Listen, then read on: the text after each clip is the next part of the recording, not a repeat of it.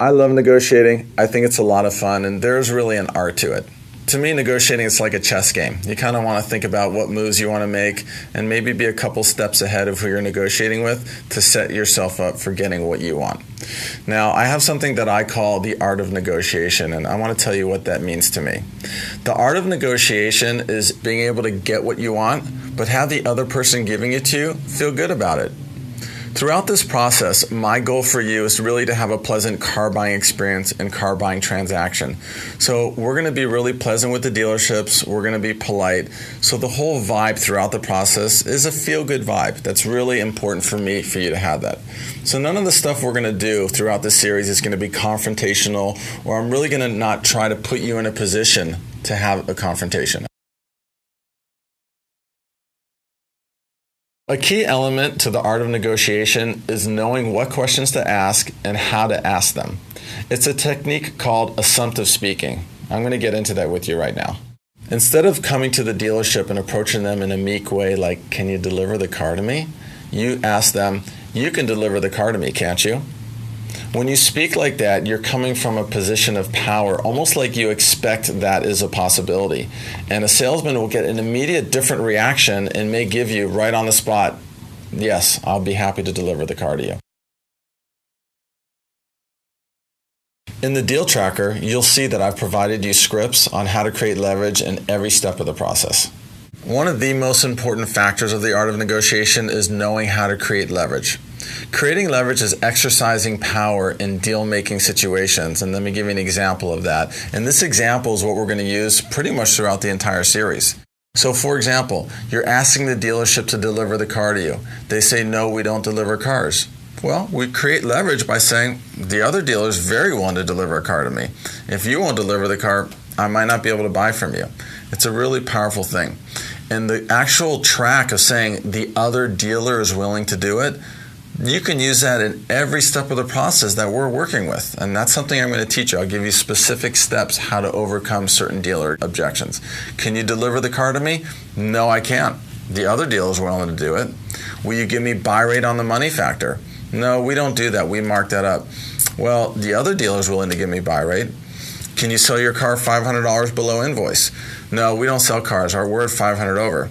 The other dealer is willing to do that for me. So it's something that I'm going to teach you that's going to be consistent throughout our system, that's easy to memorize. So when you're in the moment negotiating with the dealership, if they're not giving you what you want, we're going to create leverage and hit them with it and just say, "Hey, the other dealer is willing to do it. I'm hoping you'll reconsider." In upcoming videos, I'm actually going to give you scripts on how to create leverage in each step of the buying and leasing process.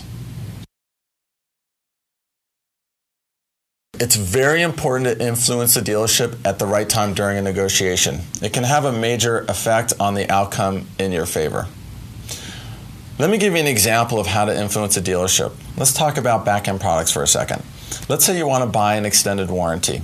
Instead of going to the dealership, talking to the finance manager and asking him, "How much will it cost me for an extended warranty?" we're going to influence them by saying, "I'd like to buy an extended warranty. Will you sell it to me for $200 over cost?" Asking him that is influencing him to give you a better price. If the average person comes in and asks for the cost of a warranty, obviously the finance guy wants to make as much money as he can. He may offer you a price at $1,000 over cost. But by you influencing them, number one, they're thinking, "I've got an educated buyer." And number two, there's no way I'm selling it for $1,000 over cost as he's asking for $200. So you now influence him to maybe give you a price at $200 over cost, $300 over cost, or right around that area. So the influence is a very effective tool to get what you want. I want to talk to you about a good technique called redirecting conversations. It's something we're going to use when we're at a moment in a conversation that you want to change direction to your benefit. Let me give you an example. When you're shopping around, you're going to get quotes from a dealership. You may be in conversation on the phone with one dealer and you're letting him know that you're going to shop other dealerships to make sure you're getting the best deal. Dealership may come back and ask you, "If the other dealerships are beating my deal by $100, will you still buy the car from me?" You may not want to answer them directly, so it gives us an opportunity to redirect that conversation right away. And this is how we do it. You can just let them know. It's something that I'm going to think about, but do me a favor. Send me the numbers in writing on your deal, fax it to this number, and I'll get back to you. And here we just redirected in a polite way. We got right off the topic and we moved on in a different direction. As you're calling dealers and getting quotes, they may ask you how much do you want to spend per month. That's information that we want to keep to ourselves at this point, but it gives us an opportunity for us to redirect that conversation off the topic. So when they ask you, how much do you want to spend per month? You can let them know, you know what, I'm not really sure at this point. Can you just send me the numbers that I requested in writing? You can also email it to me and I'll get back to you. That's a perfect way to get off the topic. You've done it in a polite way and you're moving on. Here's another technique I like to use, and it's called turning a negative into a positive. It's really allowing us to take a negative situation and turning it around to benefit us. I really like this technique. Let me give you an example. Let's say you're calling a dealership, you're talking to one of the salespeople, and they're not being nice, you don't like working with them, they're just giving you the wrong vibe. And then you call back and speak to someone else at the dealership and you're getting an equally bad vibe. Well, obviously our inclination is, I don't want to work with this dealership, I'm calling the one down the street. But we can take this negative and turn it into a positive by calling the dealership back, asking to speak with the general sales manager. We can tell this general sales manager, I've called your dealership twice, you're my local dealership, I really want to do business with you, but I've talked to 2 people and they've both been rude. Now, I can go down the street and buy from the other dealer. Is there something that you want to try and do to help me? Now, most of the time, the general sales manager will bend over backwards to turn your negative experience into a positive one. And a few things can benefit us. 1, he may give us a better price. Number 2, he's going to get us someone more professional to work with. And number 3, he's probably going to oversee the deal to make sure we're treated very, very well. So here we are. We're just about to never call this dealership again, but we took 5 minutes, spoke to someone at the dealership with authority who is now bending over backwards to accommodate us. All right, here's something that's really important. I want you to take this to heart. Don't take no for an answer. If there's something important to you throughout this transaction and the dealership is not giving you what you want, don't accept it.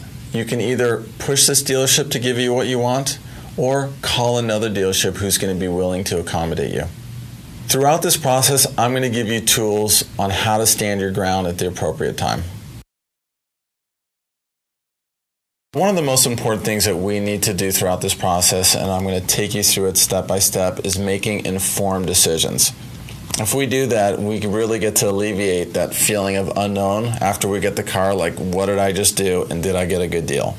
So with our process, I'm going to show you how to negotiate and inform ourselves on every profit center the dealer has. So when the smoke settles and we're all done, we know where we are and we feel really good about the decision we made.